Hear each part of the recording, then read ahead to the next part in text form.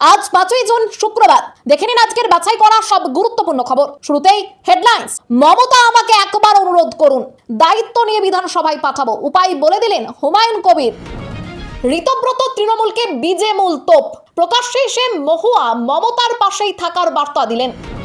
মমতা তৃণমূলে ফেরার ইঙ্গিত, ঋতব্রত শিবির ছেড়ে দিদির নেতৃত্বে ফিরতে চাইছেন একাধিক বিধায়ক।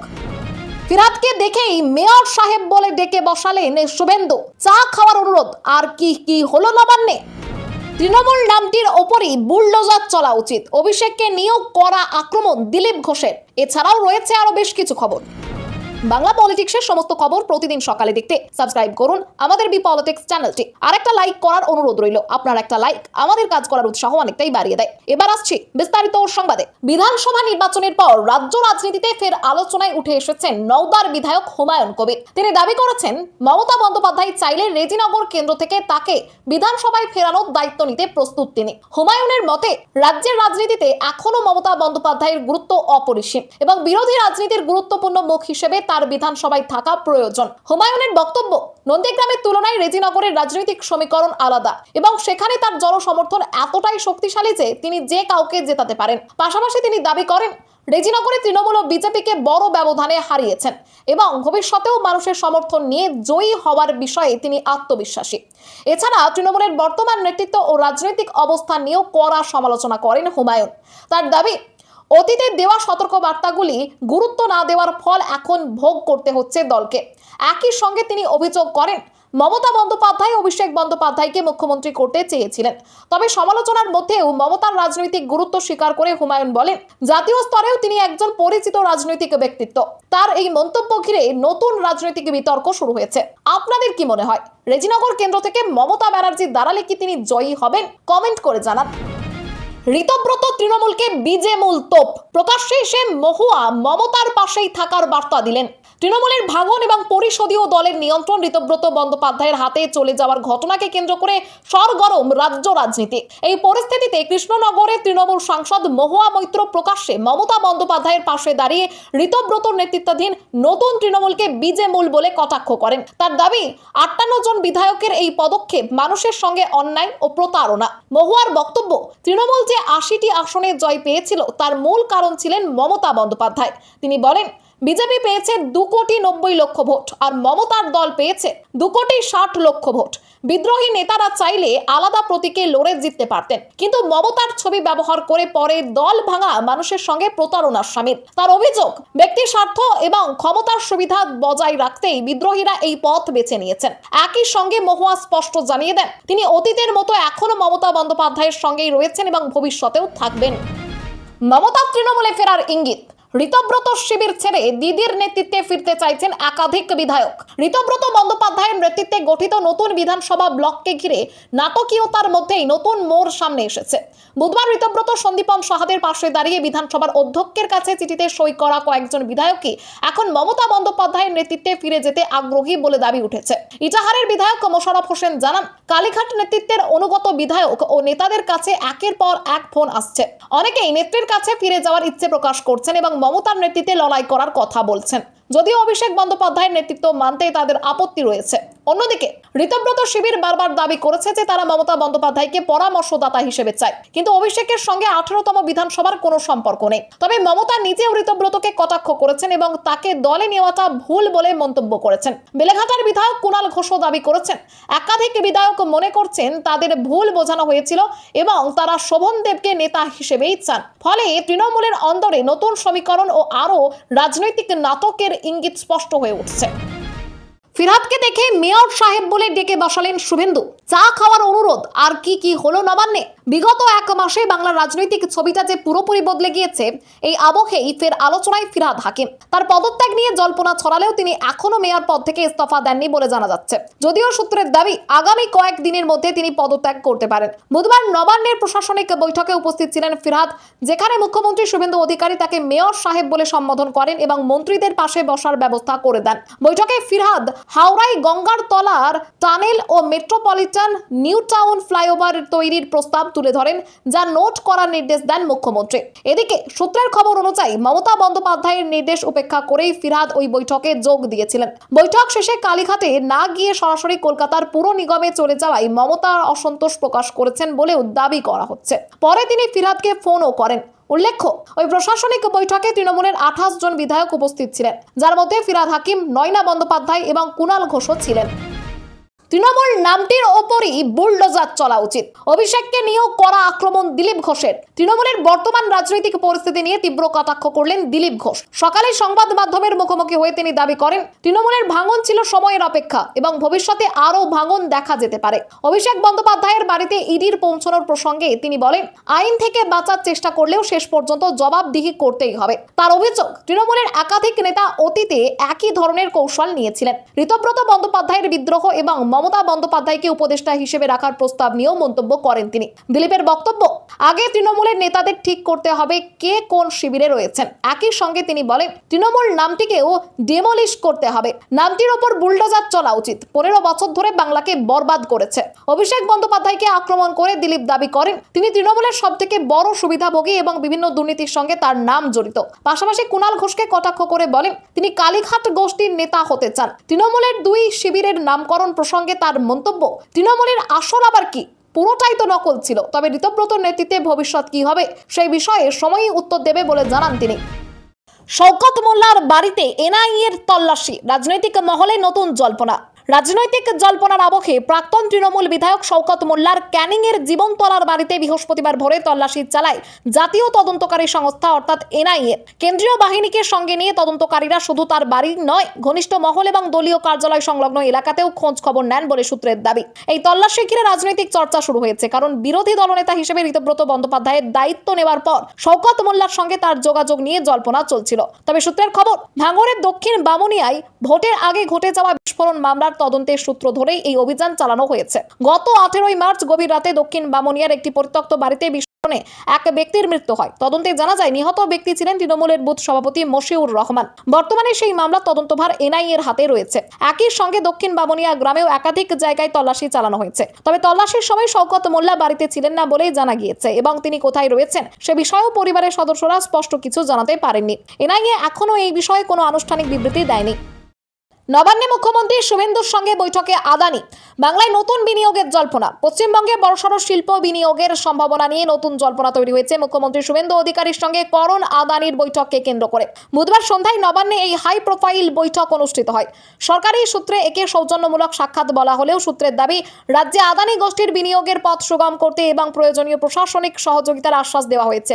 উল্লেখ্য, 2022 সালের বিশ্ববঙ্গ বাণিজ্য সম্মেলনে গৌতম আদানি পশ্চিমবঙ্গে বন্দর পরিকাঠামো, ডেটা সেন্টার, আন্ডারসি কেবল, ওয়্যার হাউস এবং লজিস্টিক পার্ক সহ বিভিন্ন ক্ষেত্রে 10,000 কোটি টাকা বিনিয়োগের প্রতিশ্রুতি দিয়েছিলেন। কিন্তু তাজপুর সমুদ্র বন্দর প্রকল্পের চুক্তি বাতিল হওয়ায় সেই পরিকল্পনা এগোয়নি। রাজ্যে রাজনৈতিক পরিবর্তনের পর করণ আদানির এই সফরকে ঘিরে নতুন করে আশাবাদ তৈরি হয়েছে। পর্যবেক্ষকদের মতে, এখনো কোনো আনুষ্ঠানিক ঘোষণা না হলেও এই বৈঠক ভবিষ্যতে পশ্চিমবঙ্গে বন্দর পরিকাঠামো অন্যান্য ক্ষেত্রে মেগা বিনিয়োগের সম্ভাবনার ইঙ্গিত বহন করছে।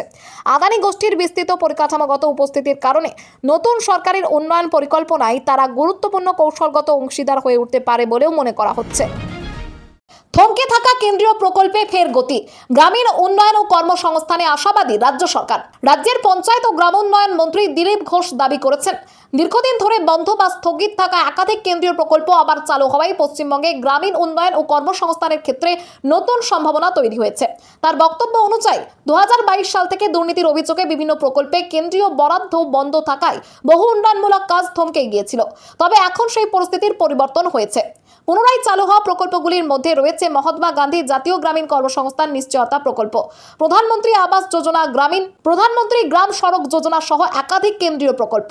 রাজ্যে প্রায় 2790 কিলোমিটার নতুন গ্রামীণ রাস্তা এবং 45টি সেতু নির্মাণের অনুমোদন মিলেছে, যার ব্যয় প্রায় 2500 কোটি টাকা। মন্ত্রী জানান, 100 দিনের কাজ প্রকল্পকে নতুনভাবে সক্রিয় করার প্রস্তুতি প্রায় সম্পূর্ণ।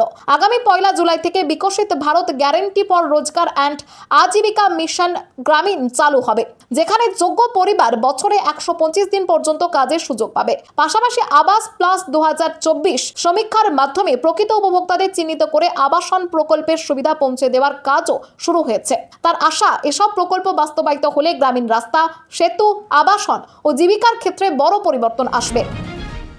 সুদিনে না হোক দুর্দিনে দিদির পাশে, রাজনৈতিক সংকটে মমতার পাশেই বাবুল। সোশ্যাল মিডিয়ায় দীর্ঘ পোস্টে স্পষ্ট অবস্থান। বর্তমান রাজনৈতিক অস্থিরতার মধ্যে নিজের অবস্থান স্পষ্ট করে সোশ্যাল মিডিয়ায় দীর্ঘ পোস্ট করেন বাবুল সুপ্রিয়। তিনি জানান, সব ঝড়ঝাপটা সত্ত্বেও তিনি মমতা বন্দ্যোপাধ্যায়ের পাশেই রয়েছেন এবং রাজ্যসভার সাংসদ হিসেবে বাংলার মানুষের জন্য কাজ করে যাবেন। একই সঙ্গে তিনি তাদের সমালোচনা করেন যারা একসময় নেত্রীর ঘনিষ্ঠ ছিলেন অথচ এখন ক্ষমতার লোভে দল ভাঙার পথে হাঁটছেন। পোস্টে বাবুল তার রাজনৈতিক জীবনের নানান অধ্যায়েরও কথা তুলে ধরেন। 2021 সালে বিজেপি ছাড়ার পেছনে দলের অভ্যন্তরে তার প্রতি অন্যায় আচরণকে দায়ী করেন এবং জানান রাজনীতি ছেড়ে গানে ফেরার সিদ্ধান্ত নিয়েছিলেন।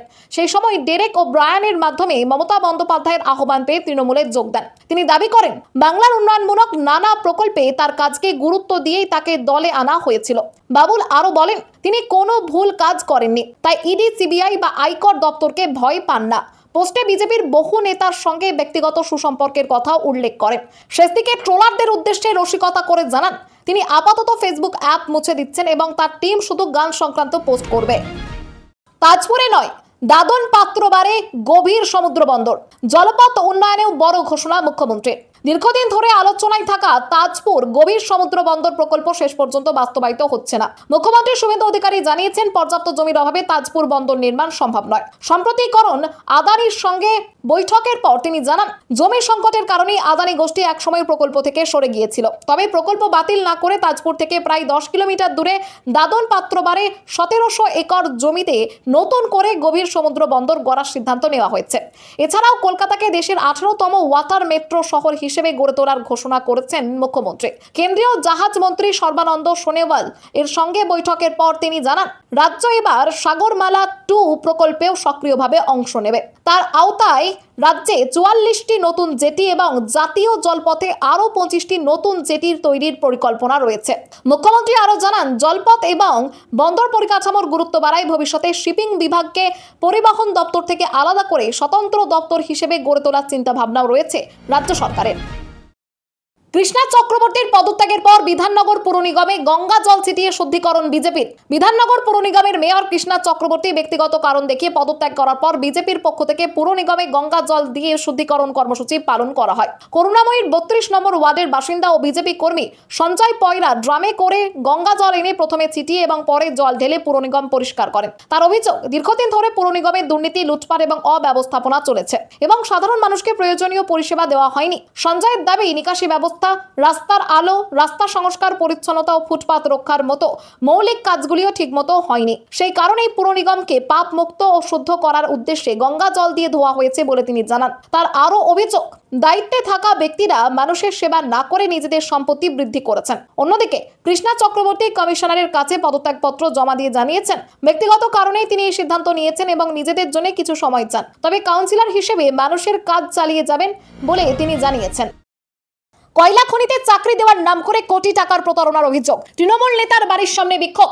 কয়লা খনিতে চাকরি পাইয়ে দেওয়ার নামে কোটি কোটি টাকার প্রতারণার অভিযোগে দুর্গাপুরের অন্ডাল এলাকায় তৃণমূল নেতা অমর ভট্টাচার্যের বাড়ির সামনে বিক্ষোভ এবং ধর্নায় বসেন অভিযোগকারীরা। জুতো হাতে প্রতিবাদ দেখানোর পাশাপাশি বাড়ির দেওয়ালে পোস্টারও সাঁটানো হয়। অভিযোগ, রাজনৈতিক প্রভাব খাটিয়ে রাষ্ট্রায়ত্ত সংস্থা ইস্টার্ন কোলফিল্ডস লিমিটেড ইসিএল এ চাকরি দেওয়ার প্রতিশ্রুতি দিয়ে বহু যুবকের পরিবারের কাছ থেকে লক্ষ লক্ষ টাকা নেওয়া হয়েছিল, কিন্তু দীর্ঘদিন পেরিয়ে গেলেও চাকরি হয়নি। স্থানীয় সূত্রে জানা গিয়েছে, অমর ভট্টাচার্য খান্দরা এলাকার পরিচিত তৃণমূল নেতা এবং তার ভাই সমীর ভট্টাচার্য তৃণমূলের অঞ্চল সভাপতি। প্রতারিতদের দাবি, চাকরির আশায় তারা মোটা অঙ্কের টাকা দিয়েছিলেন, কিন্তু পরে টাকা ফেরত চাইতে গেলে অপমানিত হতে হয়েছে। বিক্ষোভকারী ঝর্ণা রায়ের অভিযোগ, তার ছেলের চাকরির প্রতিশ্রুতি দিয়ে 12 লক্ষ টাকা নেওয়া হয়েছিল, যার মধ্যে 10 লক্ষ টাকা অভিযুক্তের ভাইপো জিৎ ভট্টাচার্যের ব্যাংক অ্যাকাউন্টে জমা করা হয়। এই অভিযোগের ভিত্তিতে বুধবার রাতে জিৎ ভট্টাচার্যকে গ্রেপ্তার করেছে পুলিশ। মূল অভিযুক্ত অমর ভট্টাচার্যের খোঁজে তল্লাশি চলছে বলে জানা গিয়েছে। সমন আসতেই হঠাৎ অসুস্থতা, মেশিকাণ্ডে হাজিরা এড়ালেন অরূপ বিশ্বাস। নাম না করে নিশানা শতদ্রুর। মেশিকাণ্ডে পুলিশের তলব এড়ালেন অরূপ বিশ্বাস, চাইলেন আরও 10 দিন সময়। যুবভারতী ক্রীড়াঙ্গনে মেসি ইভেন্টের বিশৃঙ্খলা সংক্রান্ত মামলায় প্রাক্তন ক্রীড়ামন্ত্রী অরূপ বিশ্বাসকে জিজ্ঞাসাবাদের জন্য তলব করেছিল বিধাননগর দক্ষিণ থানার পুলিশ। তবে শারীরিক অসুস্থতার কারণ দেখিয়ে তিনি নির্ধারিত হাজিরা এড়িয়ে গিয়েছেন বলে সূত্রের খবর। শুধু তাই নয়, আরও 10 দিন সময়ও চেয়েছেন তিনি। পুলিশ তাকে 5 জুন দুপুর 12টার মধ্যে হাজির থাকার নির্দেশ দিয়েছিল। মেসি কাণ্ডে অরূপ বিশ্বাস সহ কয়েকজনের বিরুদ্ধে লিখিত অভিযোগ দায়ের করেছিলেন ইভেন্টের আয়োজক শতদ্রু দত্ত। সেই অভিযোগের ভিত্তিতে পুলিশ এফআইআর রুজু করে এবং পরে অরূপকে তলব করা হয়। অন্যদিকে অরূপের হাজিরা এড়ানো নিয়ে নাম না করে সমাজ মাধ্যমে কটাক্ষ করেন শতদ্রু দত্ত। তিনি লেখেন, সমন আসতেই হঠাৎ অসুস্থতা দেখা দিয়েছে, তবে মেডিকেল সার্টিফিকেট দিয়ে বিচার এড়ানো সম্ভব নয়। উল্লেখ্য, অরূপ বিশ্বাসের বিরুদ্ধে তোলাবাজি, অপরাধমূলক ভীতি প্রদর্শন, প্রতারণা সহ মোট 5টি ধারায় মামলা দায়ের হয়েছে। এফআইআর হওয়ার পর সম্ভাব্য গ্রেপ্তারি এড়াতে তিনি বারাসাত আদালতে আগাম জামিনের আবেদনও করেছেন। রাজ্যসভার আসন কংগ্রেসকে ছাড়লেন বিজয়। জোটের প্রতি বার্তা আরো স্পষ্ট। কংগ্রেসের সঙ্গে রাজনৈতিক বন্ধুত্ব আরো মজবুত করতে গুরুত্বপূর্ণ সিদ্ধান্ত নিলেন থলাপতি বিজয়। তামিলনাড়ু থেকে রাজ্যসভার একমাত্র উপনির্বাচনের আসনে নিজের দলের কাউকে প্রার্থী না করে সেই আসন কংগ্রেসকে ছেড়ে দেওয়ার কথা ঘোষণা করেছেন তিনি। আগামী 18 জুন এই নির্বাচন অনুষ্ঠিত হবে। এআইএডিএমকের এক রাজ্যসভার সাংসদ বিধায়ক পদত্যাগ করায় আসনটি ফাঁকা হয়েছে। টিভিকে গঠনের পর এই প্রথমবার সংসদে প্রতিনিধিত্ব পাওয়ার সুযোগ ছিল বিজয়ের দলের সামনে, কিন্তু সেই সুযোগ হাতছাড়া করে তিনি জোট সঙ্গী কংগ্রেসকে সমর্থন করার পথ বেছে নেন। সূত্রের খবর, সম্প্রতি চিদম্বরম এর সঙ্গে বৈঠকের পর এই সিদ্ধান্তে সম্মত হন তিনি। ওই আসনে কংগ্রেসের প্রার্থী হতে চলেছেন প্রবীণ চক্রবর্তী, যিনি রাহুল ও বিজয়ের সম্পর্কের অন্যতম সূত্রধর হিসেবে পরিচিত। তবে এই সিদ্ধান্তের ফলে টিভিকে সংসদে কোনো সদস্য না থাকায় আগামী 8ই জুন ইন্ডিয়া জোটের বৈঠকে আমন্ত্রণ পাওয়ার সম্ভাবনা কমে গিয়েছে, কারণ বৈঠকে অংশগ্রহণের জন্য অন্তত একজন সাংসদ থাকা শর্ত হিসেবে নির্ধারিত হয়েছে। তবুও কংগ্রেসের সঙ্গে দীর্ঘমেয়াদী রাজনৈতিক সমঝোতাকেই অগ্রাধিকার দিয়েছেন বিজয়। সরকারি দপ্তরে আচমকা হাজির বিধায়ক, আকস্মিক পরিদর্শনে গিয়ে অসন্তোষ বিধায়কের। পশু চিকিৎসক পরিষেবা নিয়ে স্থানীয় বাসিন্দাদের একাধিক অভিযোগের জেরে বাঁকুড়ার রায়পুর ব্লক প্রাণী সম্পদ বিকাশ দপ্তরে আকস্মিক পরিদর্শনে যান রায়পুরের নবনির্বাচিত বিধায়ক ক্ষেত্রমোহন হাঁসদা। তার সঙ্গে উপস্থিত ছিলেন রায়পুরের বিডিও উদয় নারায়ণ দে। দপ্তরে গিয়ে এক পশু চিকিৎসকের সঙ্গে পরিষেবা, ওষুধ সরবরাহ ও কর্মী সংকট নিয়ে আলোচনা করেন বিধায়ক। তবে দায়িত্বপ্রাপ্ত ব্লক প্রাণী সম্পদ বিকাশ আধিকারিককে অফিসে না পেয়ে তিনি অসন্তোষ প্রকাশ করেন। উপস্থিত কর্মীদের কাছ থেকেও তার অনুপস্থিতি সম্পর্কে স্পষ্ট ব্যাখ্যা না মেলায় প্রশ্ন তোলেন তিনি। ক্ষেত্রমোহন হাঁসদার দাবি, কয়েকদিন ধরে ওই আধিকারিক অফিসে আসছেন না এবং ফোনেও যোগাযোগ করা যাচ্ছে না। একজন দায়িত্বশীল সরকারি আধিকারিকের নাগালের মধ্যে থাকা উচিত বলে মন্তব্য করেন তিনি। পরিদর্শনের সময় কর্মীদের কাছ থেকে পশু চিকিৎসকের পরিষেবার মান, ওষুধ সরবরাহ, কর্মী সংকট এবং গ্রামীণ পশুপালকদের সমস্যার বিষয়ে বিস্তারিত তথ্য সংগ্রহ করেন বিধায়ক। তিনি জানান, সাধারণ মানুষের কাছে দ্রুত এবং উন্নত পরিষেবা পৌঁছে দেওয়ার লক্ষ্যেই এই উদ্যোগ। যদিও দপ্তর সূত্রে জানা গিয়েছে, সংশ্লিষ্ট আধিকারিক শারীরিক অসুস্থতার কারণে কয়েকদিন অনুপস্থিত ছিলেন এবং বিষয়টি প্রশাসনের তরফে খতিয়ে দেখা হচ্ছে। খবর আজকের মতো এখানেই শেষ। আবার আসছি আগামীকাল সকালে। পরবর্তী খবরের জন্য সাবস্ক্রাইব করুন আমাদের বি পলিটিক্স চ্যানেলটি।